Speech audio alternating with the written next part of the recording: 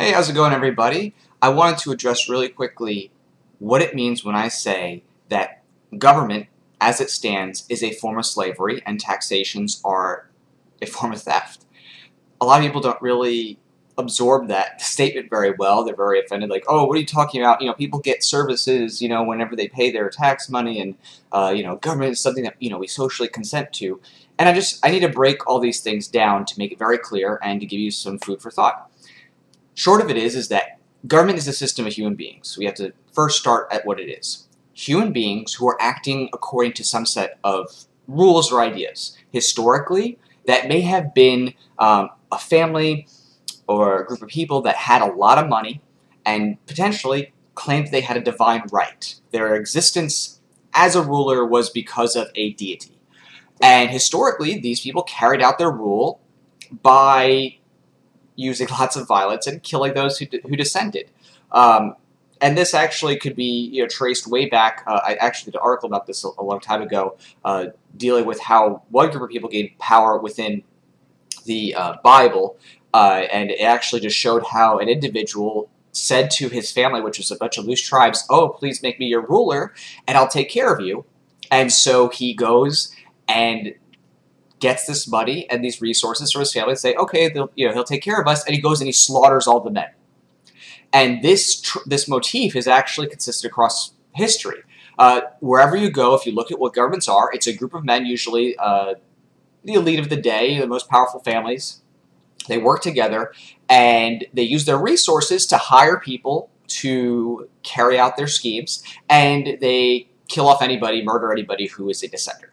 And so this organic evolution of human rule has just started all the way down from historical roots of small clans, small tribes, and things like that. And what I say as far as the ethicalness of that is that it's wrong for human beings to say you are automatically under this group collectivist system of rule because we say so, without some sort of direct consent. And this happens with any type of system of government where you're just born into it and you don't have a choice about being, placed in there. You don't have a choice about the rules. As an American, I'm not in any way, shape, or form writing the laws. I didn't write the Constitution. I didn't write anything that I'm under. And so from birth, I didn't consent to these rules that everyone is governed by just by reason of being born into it. I didn't have a choice about the taxation levels that I'd have to pay for things that I earn, things that I trade freely with people. And so when you look at that and kind of break that down, you say, okay, personally, what do I think is a minimum set for ethicalness as far as what makes a government moral or legitimate? That's just a great question to ask yourself, even if you're not where I am, where I think pretty much any government which is going to be an automatic mandatory ruler is unethical and immoral. Even for yourself, think about that. Like, is it democracy? Is that, ethical?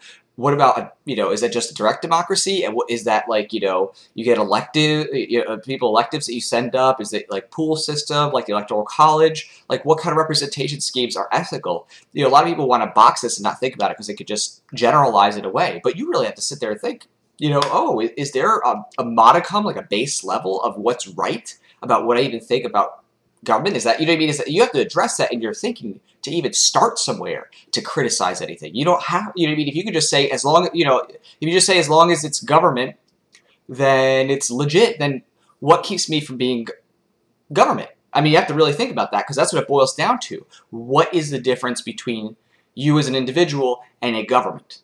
And my end, conclusion to this questioning is that the only difference between you and a government is force. If I decide today that I'm going to say I'm a sovereign person, right? I can call myself sovereign.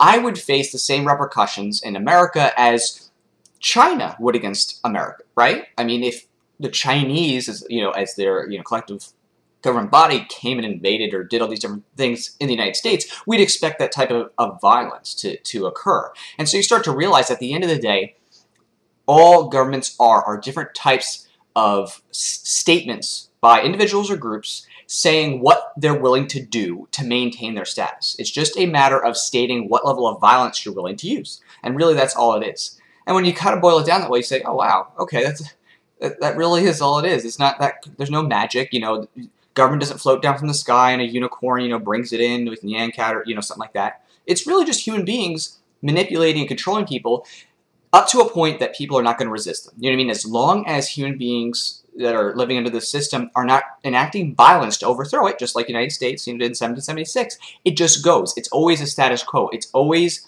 the elite who rule on the apathy of other people who are willing to have, you know, go up to a point, and those who are in the elite control group know they have to keep that fine line of balance. You know what I mean?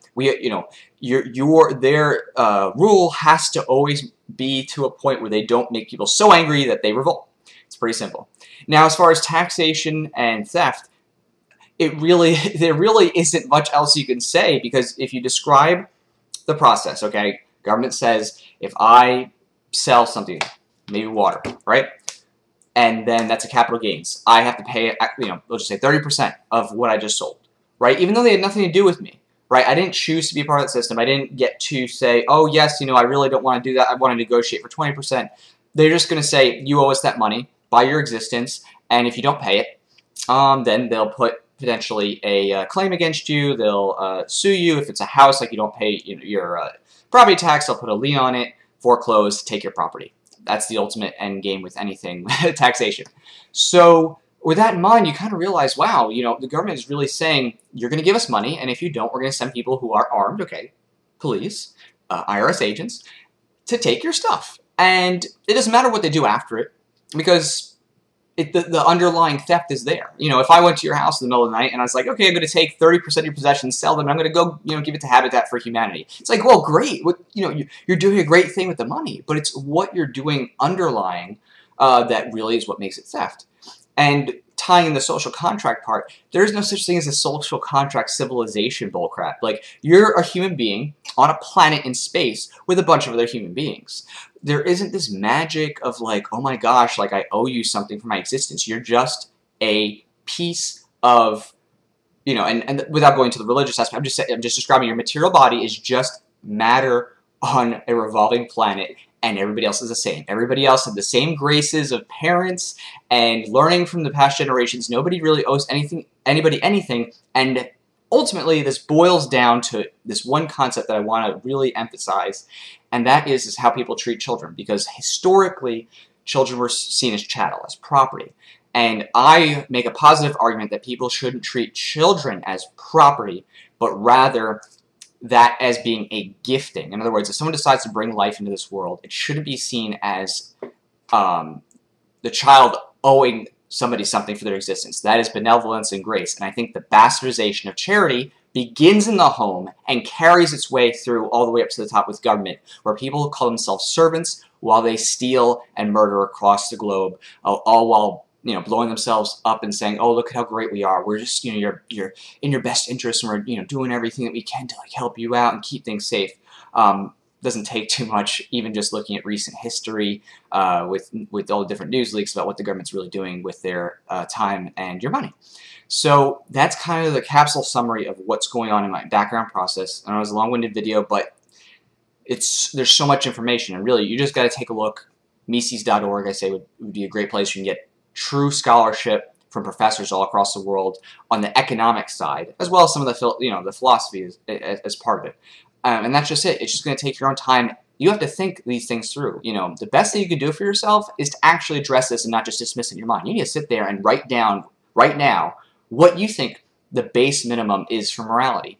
And even another fun little experiment if you want to do, I always tell this to people, if they had an island of 10 people, how many would it take to force an unwilling participant to a scheme? Think of it this way, right? 10 people together. One of the people happens to have a lot more apples than the other. What if 7 of the people said, we're going to vote today, and we vote that he needs to give us all the apples and divide it up. You know, it's for the common good, right? That's what government operates on. Mob rule. Majority violence. It's just enough people get together and say, we're going to take this guy's stuff.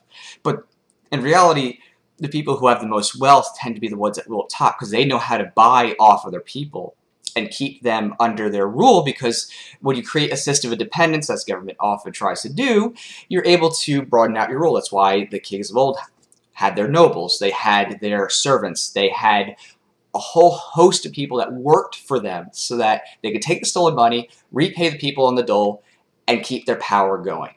So thank you so much, guys, for taking your time. If you have any questions, feel free to post and I'll answer the best I can.